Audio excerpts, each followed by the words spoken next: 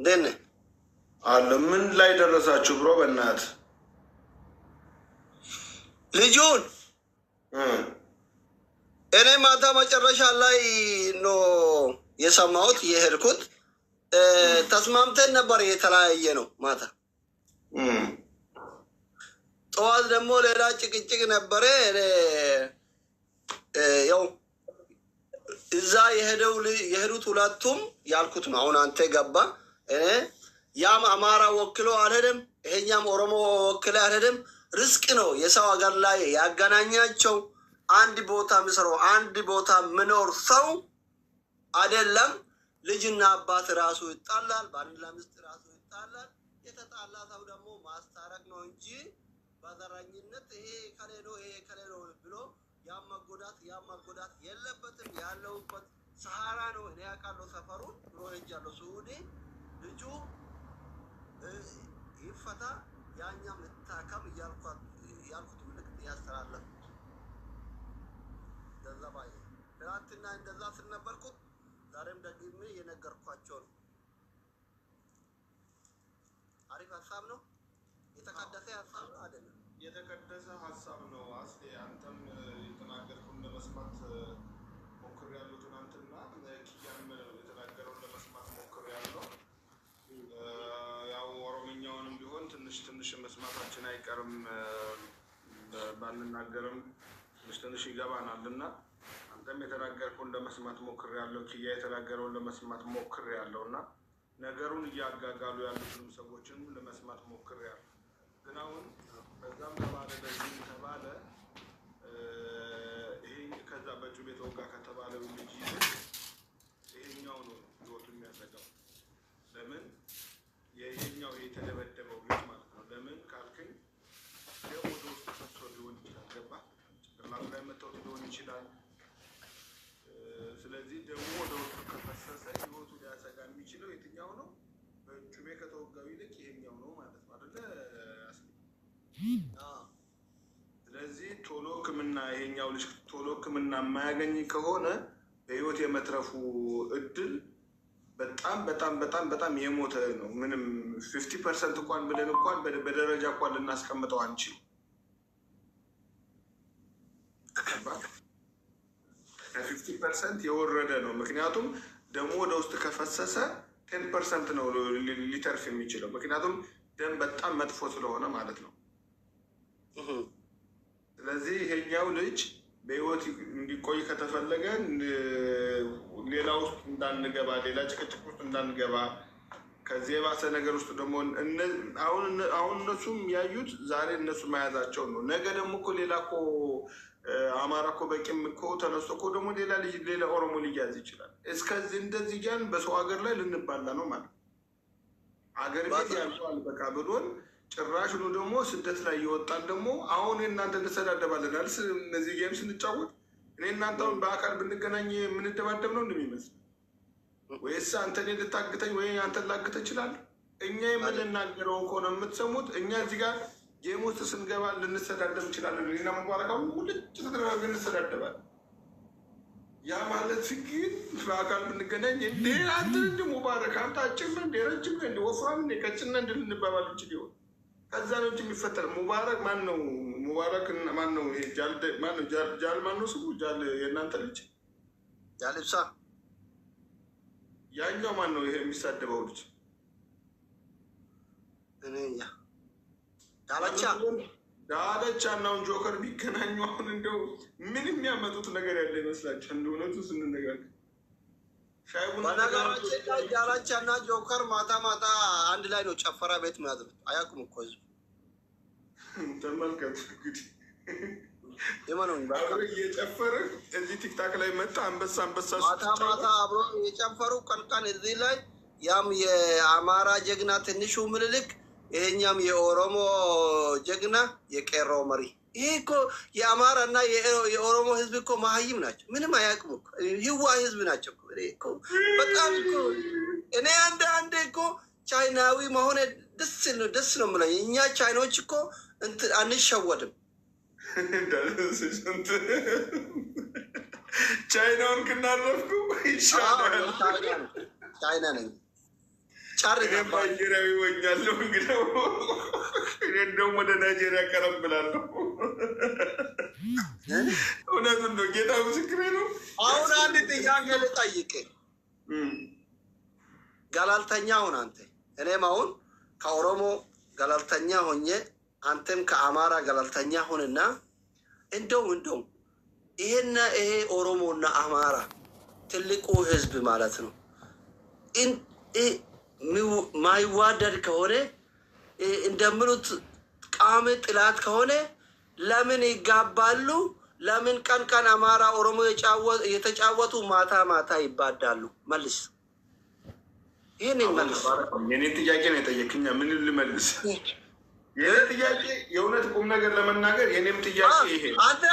አንተም በቃ ከፈለከ ከኢትዮጵያዊንም ውጣና እንደ ውጭ ዜጋዊ ሆነን በቃ የአንተን ሀሳብ ስጥ። እንደ አንድ ፈረንጅ ወይም ቻይናውን የሆነ ነገሩና ይሄ ህዝብ ትልቅ ህዝብ ነው፣ ትልቅ ማጆሪቲ ነው ኢትዮጵያ ውስጥ። ግን እንደዚህ ስታይ ከመንግስት ጀምሮ እስከታች ማለት ነው ያም ባልዮ አማራ ነው፣ ያም ምስቱ አማራ ናት፣ ፍቅረኛ ሁሉ ጨፈራ ቤት ሁሉ ሴተኛ አዳሪ ሁሉ በጣም ይላላሳሉ። እውነትም ጥላት ቋሚ ጥላት ከሆኑ ለምን እንደዙ በአፍ ብቻ ነው ይሄ ጠላትነት? ከታች ለምን ይዋደዳሉ ነው? ይሄ ጥያቄ ነው። ከወገብ በታች ለምን ይዋደዳሉ? ከአንገት በላይ ለምን ይጣላሉ ነው? አዎ እናንተ መልሱለት እስኪ። ወላሂ የምሬ ነው። እኔ ብዙ ጊዜ ጥያቄ ሆነብኛል። እነኚህ ህዝብ እንደውም ጥላት ከሆኑ ለምን እንደዚህ ይሄ እንጃ ግራ። እስኪ ምንድን ነው ይመስልሃል?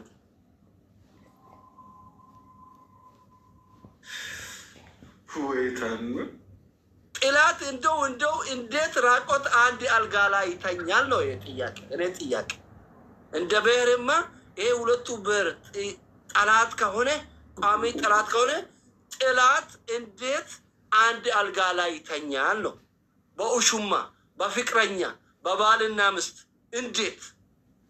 ይሄ የአማራና ለኦሮሞ ጥያቄ ነው። እኔ ፖለቲከኛ አይደለም፣ ዘረኛም አይደለም፣ ዶክተር ነኝ። በነገራችን ላይ ፖለቲከኛ እኔ ጋር ከመጣ እኔ መድኃኒት እሰጣለሁ። ግን ጥያቄ ነው ይሄ የኔ ጥያቄ ነው።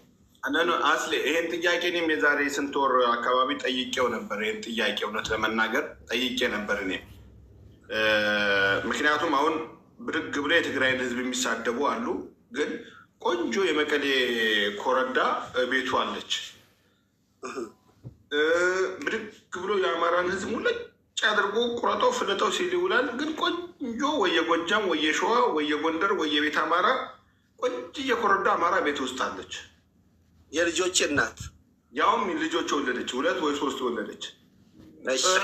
ብድግልና ደግሞ አንዱ የኦሮሞን ህዝብ ያበጥራል፣ የትግራይን ህዝብ ያበጥራል። ቆንጆ የትግራይ ልጅ ወይ የኦሮሞ ልጅ ቤት ውስጥ አለች።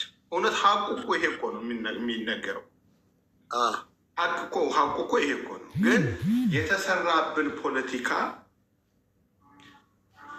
የተሰራብን ፖለቲካ ምላሳችን ላይ የተገጠመብን የክፋት ፖለቲካ በጣም ከባድ ነው።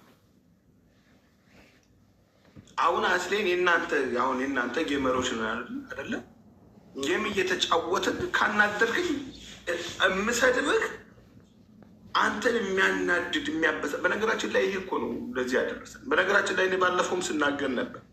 አሁን አማራን የኦሮሞ ልጆች ሰደቡ፣ የአማራ ልጆች ኦሮሞ ሰደቡ፣ የትግራይ ተሳደብን ዘለልና የት መጨረሻችን ምን ሆነ? እልም ያለ ጦርነት ውስጥ ገባል። ግን ጦርነቱ የምንድን ነው የሚለውን ደግሞ ማሰብ ደግሞ ያስፈልጋል። ጦርነቱ የአማራና የኦሮሞ ተብሎ ተለይቶ በብሔር በኮታ አይደለም። ጦርነት የገጠምነው በምንድን ነው? ማገናዘብ እኮ የሚባል ነገር አለ። ሰው አለማገናዘብ እኮ። ለምሳሌ አሁን ፋኖ ጦርነት ውስጥ ገጥሟል አይደለም? ፋኖን ጦርነት እያደረገ ያለው ከኦሮሞ ህዝብ ጋር ነው ወይስ ከብልጽግና ጋር? ከብልጽግና ጋር ነው እየተዋጋ ያለው። አንተ አትገዛኝም አልገዛልህም ነው። እንደ ህዝብ ቢሆን ኖሮ ተላልቀን ነበር፣ ተጨፋጭፈን ነበር። እንደ ህዝብ እንኳን ጦርነት ውስጥ አልገባንም። እንደ ህዝብ እንኳን እንዴት ነው አሁን ጦርነት እየተካሄደ ያለው? ሰው እየተገደለ ያለው ምንድን ነው? ጭንቅላታችን ላይ ክፉ ፖለቲካ የተሰራባቸው ሰዎች በአማራ ጥላቻ ያበዱ ሰዎች ይመጣሉ፣ አግተው ይሄዳሉ፣ ይገላሉ። ያ ምንድነው? ወደ ህዝብ ገና እንደወረደ ግሩፕ ውስጥ ነው እየገባ ያለ። ወደ ግሩፖች እነዚህ ራሳቸው ላይ የተሰራባቸው ሰዎች ላይ እየተሰራ ወዲያ ግን ሙሉ ህዝብ ለህዝብ ሊጥለቀለቅ ይችላል። ይሄ ነገር ባላንስ ያረክ አውራ ባላንስ አድርግ ነው የማወራው። ሀሳብን ስሰጥ ባላንስ አድርግ። ባላንስ ነኝ። ቆይ ልጨርስ። ስለዚህ ይሄ አቅጣጫ ቀስ በቀስ ሙሉ ለሙሉ ወደ ህዝብ ይገባል። ሊቆም ይገባል። የተዋለደ ህዝብ አለ፣ የተጋባ ህዝብ አለ። እኛ እኮ ተናግረናል። እኔ ከዚህ በፊት ተናግሬያለሁ እኮ የወለጋ ላይ እኮ የአማራ ህዝብ ሲጨፈጨፍ እኮ ቀሚሳቸው ውስጥ ደብቀው ያተረፉ የኦሮሞ እናቶች አሉ እኮ። የአማራ ልጅ ቀሚሳቸው ውስጥ እየደበቁ ያተረፉ፣ ቤታቸው ውስጥ ጓዳ ውስጥ እየደበቁ ያተረፉ ብዙ ኦሮሞ እናቶች አሉ። ይህንን ሀቅ ልንክድ አይገባም። እውነታው ልንክድ አይገባም። ብዙ ህዝብ አንድ ሆኖ እየኖረ ነው ያለው። እኛንን አንድ እንዳይሆን እያደረግናቸው ያለ ነው። እኛ በምላሳችን፣ እኛ በምንለፈልፈው፣ እኛ የተንደላቀቀ ቤት ውስጥ ነው የምንኖረው። ውስኪ እየጠጣን ጮማ እየቆረጥን ነው እኛ የምንበላው። እኔ አሁን ቢርበኝ ተነስቼ ሱቅ ውስጥ ሄጄ 1 ኪሎ 2 ኪሎ ስጋ ይዤ እመጣለሁ። እኔ ግን ዘረኝነት የምመግበው ሰው ግን እዛ ግን ሽሮ ነው የሚያንደቀድቀው። ሀሳብ ስለሰጣኝ ቴንክ ዩ ሶ ማች። ትኩረት አደርጋለሁ። ምን ላይ እንደደረሱ መልስ እሰጣለሁ። አስሊ አሁን አንድ ነገር የምነግርህ ምንድነው፣ አሁን የደረሰኝ መረጃ ምንድነው፣ ልጁ በጣም እየደከመ ነው እየተባለ ያለው። ጠይቃለሁ። ምክንያቱም ይሄ ልጅ ቢሞት ምንድነው ጥቅሙ? መሞት የለበትም፣ መጎዳት የለበትም። ወላሂ ብላችሁ እንደው እኔ አሁን ከኛ ልጆችም አልደግፍም። የሰው ህይወት እንዲጎዳ አልፈልግም። ማንኛውም አይነት እንኳን የአገሬ ልጅ እንደ ኢትዮጵያዊነት አንድ ዜጋ ተውና ማንኛውም አይነት ሰው በሰው እንዲጎዳ እኔ አልፈልግም። እኔ ፍላጎቴ አይደለም። ወላሂ የፈለገ ለምን ወንድም ያሁን እዛ ልጅ የያዘ እንደዚህ አይነት ጥሩ አይደለም። በበኩሌ እኔ እንደዛ አይነት አይደለውም። በቻልኩት አቅም እንድፈቱት እንድለቁት እንትን አደርጋለሁ፣ ፑሽ አደርጋለሁ። በነገራችን ላይ ለዚህ ልጅ ይሄ ልጅ የሆነ ነገር ቢሆን እነሱም የሆነ ነገር ቢሆኑ ዳለቻ መጥቶ አያድናቸውም እና ዳለቻ ግደሉት ብለዋል ምናምን ይላሉ እዚህ ጋር። አይዶን ነው ተዋቸው። እሱ አሉባልታ ነው። ምንም ያደረጉት ነገር የለም። ቴንኪው። በቃ አስልዬ በኋላ እንገናኝ። ትነግረኛለህ። እሺ፣ እሺ፣ ቻው።